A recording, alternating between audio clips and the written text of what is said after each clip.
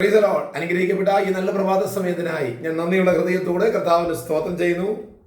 ജ്ഞാനിയായ ശലോമോൻ എഴുതിയ സദൃശ്യവാക്യത്തിന്റെ 23-ാം അധ്യായം അതിന്റെ 18-ാമത്തെ വാക്യം ഇങ്ങനെ പറയുന്നത്, ഒരു പ്രതിഫലം ഉണ്ടാകും നിശ്ചയം, നിന്റെ പ്രത്യാശയ്ക്ക് ഭംഗം വരികയില്ല. ഒരു പ്രതിഫലമുണ്ട് നിശ്ചയം. നമ്മളിപ്പം പലപ്പോഴും പറയും, അയ്യോ ഈ ഭൂമിയിൽ ഞാൻ ഇത്രയൊക്കെ ചെയ്തിട്ട് എനിക്കൊന്നും കിട്ടിയില്ലല്ലോ, എന്നോട് ആരും ഒരു നല്ല വാക്ക് പോലും പറഞ്ഞില്ലല്ലോ, ഞാൻ ഇത്രയൊക്കെ നന്മ ചെയ്തു, എങ്ങനെയൊക്കെ സഹായിച്ചു, എല്ലാം ചെയ്തിട്ടും എനിക്ക് എന്നോട് ആരും ഒരു നല്ല വാക്ക്, ഒരു താങ്ക്സ് പോലും പറഞ്ഞില്ലല്ലോ. എന്നാൽ വചനം പറയുന്നു, നിനക്കൊരു പ്രതിഫലം ഉണ്ട്. ആ പ്രതിഫലം നീതിയുടെ രാജാവായ ദൈവത്തിന്റെ കരങ്ങളിൽ നിന്നാണ് നമുക്ക് ലഭിക്കാൻ പോകുന്നത്. ദൈവമൈതലേ, നമ്മൾ കണ്ണുനീരോടെ വിതയ്ക്കുന്നത് ആർപ്പോട് കൊയ്യും. നമ്മുടെ ജീവിതത്തിൽ ഇന്ന് നമ്മൾ കരയുന്നതും ഇന്ന് നമ്മൾ ഉപവസിക്കുന്നതും ഇന്ന് നമ്മൾ ദൈവത്തെ ആരാധിക്കുന്നതിനും ഒക്കെ ഒരു പ്രതിഫലം ഉണ്ടെന്ന്. കഷ്ടതയുടെ നടുവിൽ കിടന്നുകൊണ്ട് നമ്മൾ ആരാധിക്കുമ്പോൾ, യോഹന്നാൻ കഷ്ടതയുടെ നടുവിൽ കിടക്കുമ്പോൾ താൻ ചെയ്തത് വെളിപ്പാട് പുസ്തകത്തിൽ പറയുന്നു, കർത്തൃദിവസമായപ്പോൾ താൻ അങ്ങ് ആത്മവിവശനായി.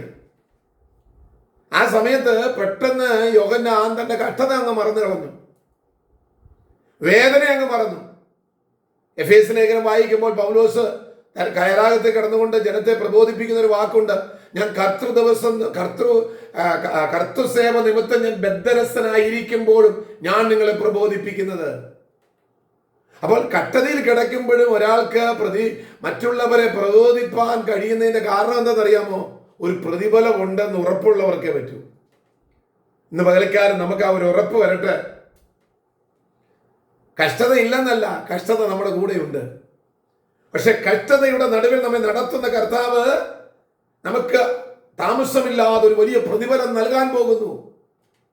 ആ പ്രതിഫലം പ്രാപിപ്പാൻ പ്രതിഫലത്തിന്റെ ദാതാവായി പ്രതിഫലങ്ങളെ നൽകുന്ന കിരീടങ്ങളെ കിരീടങ്ങളെ നൽകുന്ന നല്ലവരായ കർത്താവിൽ ആശ്രയിക്കുന്ന ഒരു ദൈവവേദലാണോ ധൈര്യമായിട്ട് മുൻപോട്ട് പോകുക. രണ്ടാമത് പറയുന്നു, നിന്റെ പ്രത്യാശയ്ക്ക് ഭംഗം വരികയില്ല.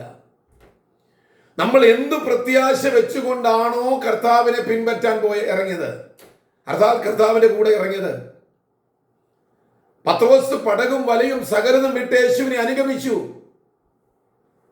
അവനൊരു പ്രത്യാശയുണ്ടായിരുന്നു. ആ പ്രത്യാശയ്ക്ക് ഭംഗം വന്നില്ല. പത്രോസ് ദൈവത്താൽ അനുഗ്രഹിക്കപ്പെട്ടവനായി. അബ്രഹാം പ്രത്യാശയോടാണ് താൻ ഇറങ്ങിയത്. ഒരു മകൻ പോലും ഇല്ലാതെ നിരാശയുടെ കാര്യങ്ങളാണ് തന്റെ മുൻപിൽ ഉണ്ടായിരുന്നതെങ്കിലും അതിനകത്തൊരു പ്രത്യാശ വെച്ച് താൻ പ്രത്യാശയോടെ മുൻപോട്ട് ഇറങ്ങിയപ്പോൾ അവന്റെ പ്രത്യാശയ്ക്ക് ഭംഗം വരാതെ ദൈവം നടത്തി.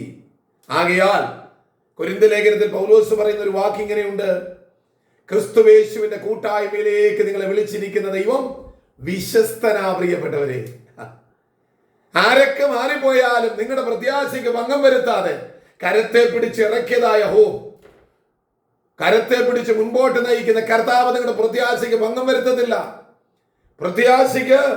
നിങ്ങൾക്ക് പ്രത്യാശയ്ക്ക് ഭംഗം വരുത്താതെ നിങ്ങളെ പ്രത്യാശ കൊണ്ട് നിറയ്ക്കും. ആ ശുഭതുറമുഖത്ത് നമ്മൾ എത്തും. നമ്മുടെ കർത്താവിന്റെ വരവ് ഏറ്റെടുത്തിരിക്കുക. ആകയാൽ പ്രത്യാശയുടെ വിശ്വാസത്തിലും വിശുദ്ധിയിലും വേർപാടിലും അതേ ഭക്തിയിലും സമർപ്പണത്തോടെ മുൻപോട്ട് പോകുവാൻ ദൈവത്തിന്റെ പരിശുദ്ധാത്മാവിന്റെ പകൽക്കാലം നിങ്ങളെ സഹായിക്കട്ടെ. ആകയാൽ രണ്ട് കാര്യങ്ങൾ ഓർപ്പിച്ചു. ഒന്ന്, ഒരു പ്രതിഫലമുണ്ട്. രണ്ട്, നമ്മുടെ പ്രത്യാശയ്ക്ക് ഭംഗം വരത്തില്ല. ഈ പകൽക്കാലം അത് പ്രാപിപ്പാൻ, ഒരു പ്രതിഫലം പ്രാപിപ്പാൻ പ്രത്യാശ പുതുക്കിക്കൊണ്ട് ധൈര്യത്തോടെ മുൻപോട്ട് പോകുക. നിങ്ങളുടെ എല്ലാ ആവശ്യങ്ങളിലും മേലും ദൈവം മനസ്സലിയും. ഒന്നിനെ കുറിച്ച് നിങ്ങൾ വിചാരപ്പെടേണ്ട. കർത്താവ് നിങ്ങളെ സഹായിച്ചു.